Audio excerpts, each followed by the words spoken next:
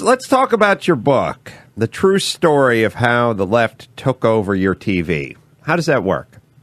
Well, essentially, the left does a really good job of keeping conservatives out of Hollywood, and they do a really good job of ensuring that they put their messaging in their programming. And sometimes it's purposeful, sometimes it's by accident, but they're free to admit it. I mean, one of the things that I did when I did primetime propaganda is I made sure that it wasn't just a content analysis. It wasn't me just bitching and moaning over the horrible Hollywood contingent. I actually went into their offices and I sat with them and I talked with them about their shows. What were they intending to do? What was the point of the show? And they were quite honest with me about what they tried to do politically.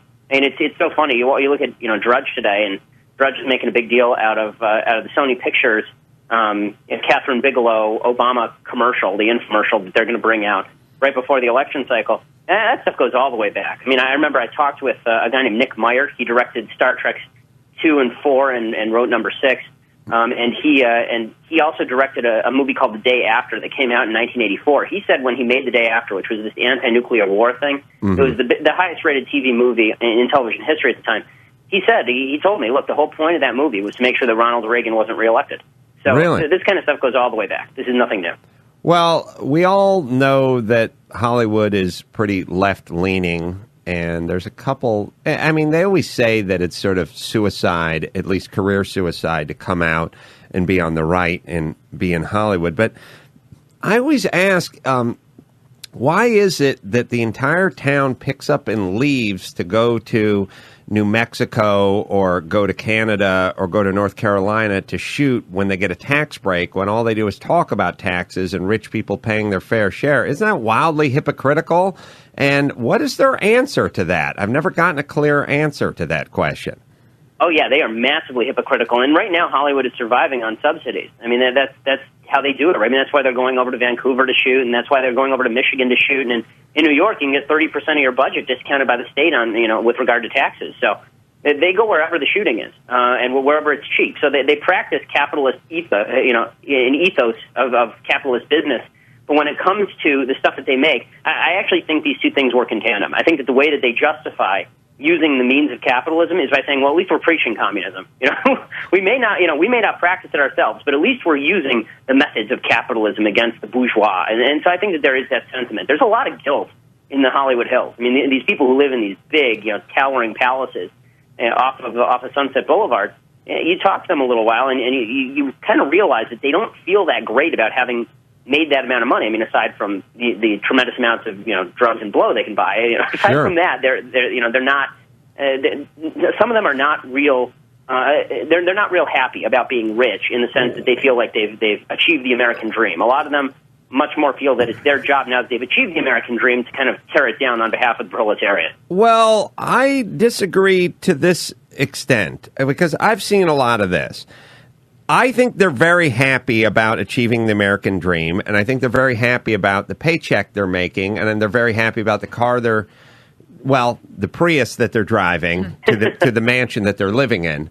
By the way, there's never been a bigger chasm between the car celebrities drive and the houses that they live in. It used to be they drove a Duesenberg, which was $100,000, and they drove it to a house that was $100,000 in Beverly Hills. Now the house is $7.2 million, but the car's $36,000 with government subsidies. And the way they dress, it's all Old Navy and cargo shorts. See, where we differ just a little bit here, Ben, but I think we're going to come around to make sweet love on this. I think they do like the money they make. I think they like the vacations they take. I think they like the other celebrities they hobnob with. I think they love the entire lifestyle, but they feel guilty, not guilty in an inward way, but more of a way of, I don't want you to know how much I make because you're going to hate me when you find out just how much I make. So I'm going to put on these cargo shorts and these flip-flops. I'm going to drive my Prius down to the rally, and I'm going to get in with the unwashed masses and march in step with you so that you don't realize just how fucking rich I am. You just said it about 100 times better than I was trying to. That's 100% right. Thanks. That's exactly right. Why is it no one ever talks about how much money they make? Why is it no celebrity will ever discuss, here's what they do. You get these guys, every time Bruce Springsteen gets interviewed, he says, there's a lot of hardworking people out there that are down on their luck right now. And then everyone goes, okay. Meanwhile, he's just taking a private jet from one gig to the next, making $500,000 a show, $1 million a show. There's a lot of families out there that are down on their luck right now. All right, Bruce, go ahead and give them a few $1 million then. Help those families out. Everyone just sits around, Sean Penn, Bruce Springsteen, everyone. They just talk about just a lot of photo ops with them helping people, and then it's right back up to the mountain with the security, the gates, and the private jets. 100%. And I'll tell you what, you used the key phrase there, which is the down on your luck phrase. This is the one that you hear a lot in Hollywood, right? There's always the fortunate and the less fortunate. Nobody ever made it on skill. Everybody is fortunate or less fortunate, right? It's all luck. And there's a reason they feel that way, which is that all their a lot of their buddies are still working at Coffee Bean, right? Every waiter, every barista at Coffee Bean has a script. And so that used to be them. And so they think, okay, I made it purely based on luck. And to a certain extent, there's some truth to that. I mean, if you see the kind of crap that gets produced by Hollywood sometimes, you got to think there's some luck to it. But, it's not all luck. A lot of them are very, very skilled at what they do. And so they still feel a little bit lucky in what they've gotten. And so, now it's their job to give back to those down on their luck folks who just can't make it in the real world, even as they're flying their private jets to and from even while they're trying to slum it. They're driving their limos, their stretch limos, to the places where they're slumming it. I'll tell you what it is. We always laugh about it, but supermodels always explain how awkward they were in high school and how they never could get a prom date in high school and how they weren't popular in high school. That's what supermodels do. They have a story. They have a script. The script is unpopular in high school, couldn't get a date to the prom. And by the way, how did I get into modeling? One of my friends signed me up, unbeknownst to me, for a modeling competition. I didn't even want to do it. All right, that's their story. Because if they say I was super hot, I looked in the mirror, I realized when I was 15 and a half that I was fucking piping hot and that I could turn this into a hell of a living, then they fear everyone would hate them. And when celebrities, for people that are making $20 million a movie, or like The Boss making several $1 million a show, and not to mention all the fucking corporate shit these guys do that you don't even know about. Oh, the Sultan of Brunei is going to fly you out first class. He'll give you $3 million. You perform 8 songs for one of his 15 daughters, and then it's right back. If we as a population ever found out just how much money they made, then they think we would turn on them. So what they do is they champion the cause of us in order for us to accept them. But what they'll never do is talk about how much money they make. And just look how they dress. Hey, the boss is wearing a jean jacket with the sleeves cut off, just like me. He's still Bruce from the block. Yeah, he's Brucey from the block. Yeah, it is. That's right. I mean, it's that studied look of homelessness that you see in Hollywood so much. Yes. I mean, anywhere else that you are in the world, you go to Wall Street, these guys dress like they're worth $1 million. I mean, they've got the suits on. Make a show of their wealth. In Hollywood, it's you walk into meetings, and I've done, I did some writers' meetings after while I was doing this book. And one of the things I talk about in the book is the fact that I had no intention of writing for Hollywood. And Leonard Goldberg, who produces Blue Bloods, asked me to write a script, based on my time at Harvard Law School. So I did that, and I ended up getting a bunch of writers' meetings at like WB and Sony Pictures and all this kind of stuff. And when I did those meetings, I would talk with the agent beforehand. How am I supposed to dress? I'm a lawyer. I typically dress like a lawyer. I dress in a suit. Sure. And so she said, no, you can't wear a suit. What you got to wear is like some jeans that are nice but not too nice, and maybe like a slightly wrinkled shirt. And make sure that you don't dress up too much. It's going to look bad. In what other world, are you supposed to purposefully look like a schlump? I know, and also, when is the last time you heard a celebrity talking about, when's the last time you heard him talking about flying on a private jet? Or how much money they made, or even flying first class. If they fly commercial, if they squeeze into the cheap seats like the rest of us, then they are just the greatest heroes who ever lived. No, they all do it. I mean, Howard Stern will do it. David Letterman will do it. All those guys. You go on Letterman and go, hey, man, I bought a new Bentley. And he'll go, that's a little rich for my blood. And you go, really? You make $30 million a year. That's rich for your blood, Dave?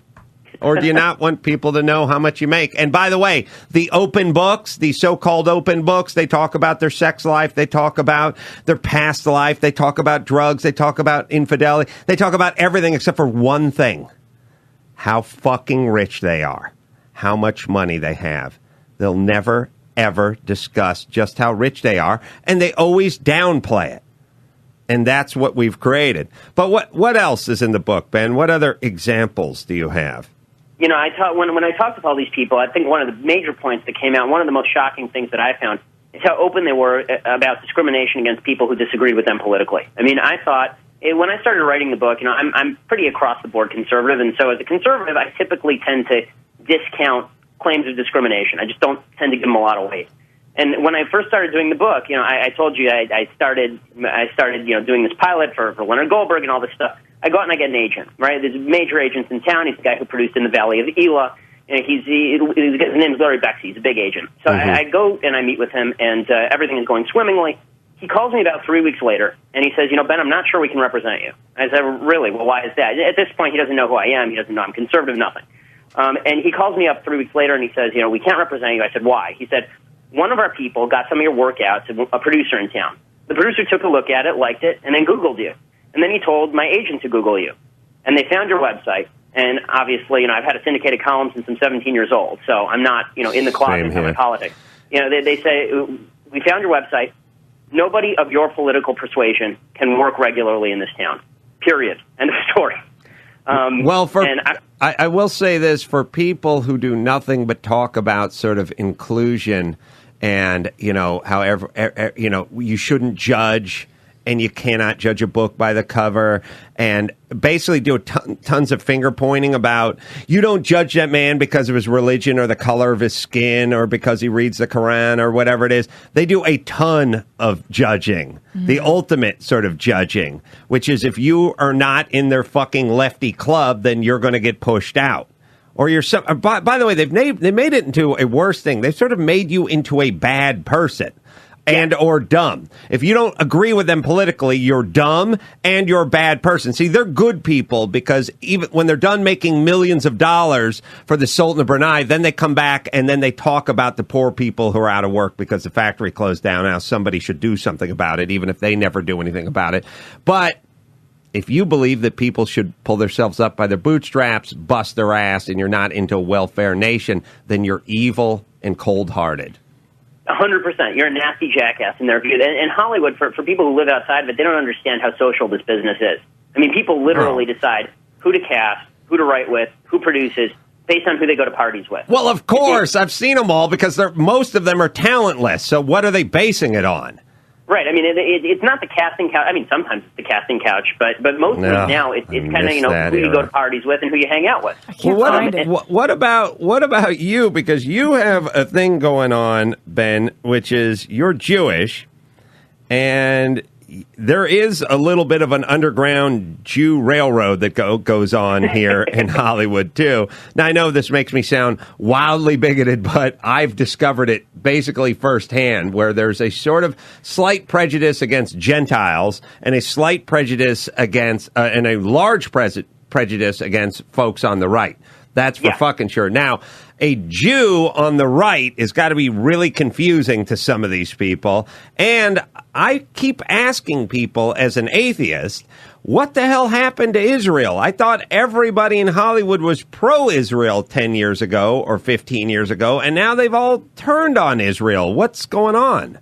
Two things there. Number one, this is how because of that bigotry, because they assume that every Jew must be a liberal and must agree with them, because, like you say, there's a heavy Jewish tint in town.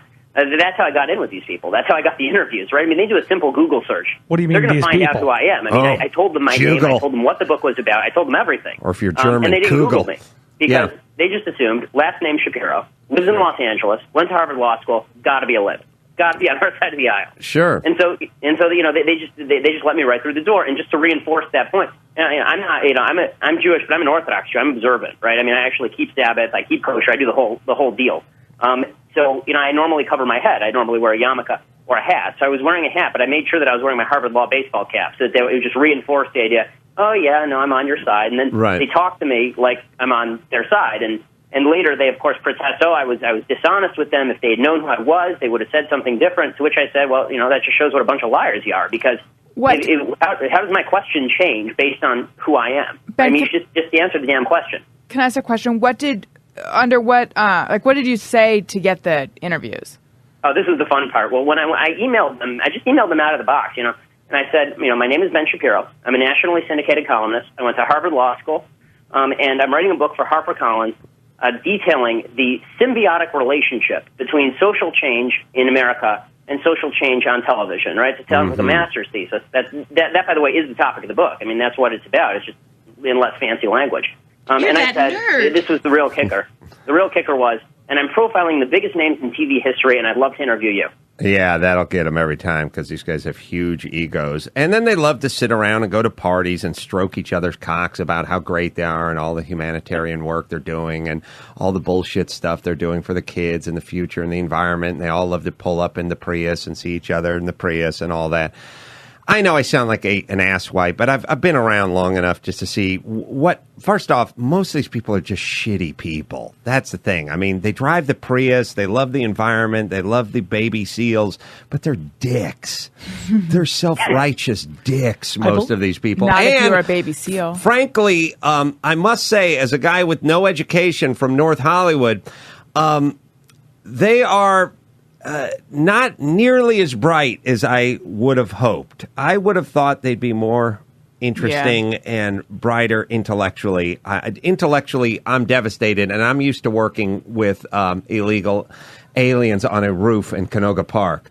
But what about Israel, Ben? When did this turn? I keep asking people this, and I'm not sure what the answer is. These people are liberals first and Jews second, and so when it really turned is when Israel started to win. Right? I mean, liberals only like people who lose. They're only interested in the people who lose the economic game. They're only interested in, they like Palestine right now because Palestine's getting its ass kicked because Palestine's full of evil people who ought to get their ass kicked. So, I mean, that's... they don't like that. Wait a minute. Sound like you judged there for a second, Ben. There's no judging. You can't judge. No, that's mean of me. But they'll judge the Israelis all the time. I mean, that's what they do. They sit there in their big mansion and then they talk about, and here's what really ticks me off, as somebody who's not just Jewish but actually takes it seriously and doesn't just consider myself a bagel and lox Jew who visits synagogue once a year in order to pay my dues so I can presumably go to heaven. Right. How about you leave the joking to Adam?